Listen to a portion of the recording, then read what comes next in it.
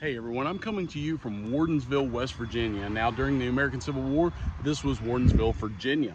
The reason I'm here in Wardensville is there's a lot of action that happens here. This was called a crossroads of war. Several skirmishes take place, no major battles here, but there's a lot of Civil War activity. On May 7th, 1862, Union Colonel Stephen W. Downey is going to arrive here with a mixed force of infantry and cavalry, and he's going to start searching for guerrilla soldiers. Specifically, he's going to search for guerrilla leader Captain Umball. Now, he will find Umball, and they will kill Umball. Later in the year, in 1862, on May 30th through the 31st, General John C. Fremont is going to march through here, and this is going to be the largest concentration of troops that marches through Wardensville, about 20,000 troops. Those troops have been defeated at the Battle of McDowell earlier in May, and they are now marching to try to intercept General Thomas J. Stonewall Jackson's Confederate Army in the Shenandoah Valley. Those troops will meet Jackson later and be defeated at the Battle of Cross Keys on June 8th, 1862.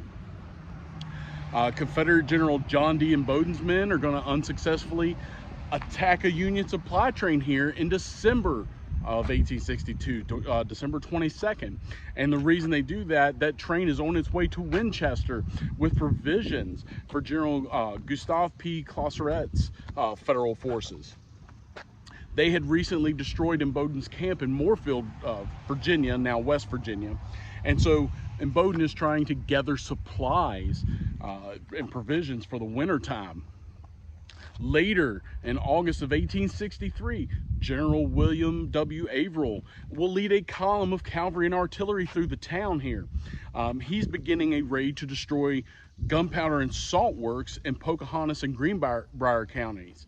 Now, by that time, it is West Virginia, as it became West Virginia in June of 1863. But several times during the war as well, Confederate Captain John Hanson McNeil will lead his partisan rangers through Wardensville and in order to attack forces in the Shenandoah Valley. We're really not that far outside of the Shenandoah Valley, probably about 30 minutes. Other things of note here, across the road is a cemetery. It's the Wardensville Cemetery. There are roughly, I think it's 28 Confederates that are buried there, and one Union soldier is buried in this cemetery across the street.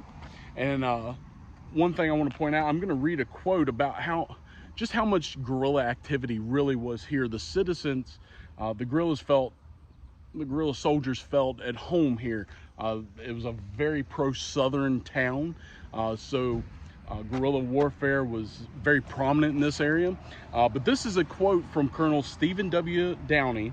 He's with the 3rd Maryland Infantry. Again, this is the guy that came in and captured Captain Umball and killed him. This is what he says: "The citizens of Wardensville were warned that they would be held strictly accountable for any future demonstrations of guerrilla warfare, and plainly informed that the only way in which they could save their houses from conflagration was for them to defend their territory against incursions of all lawless bands of guerrillas."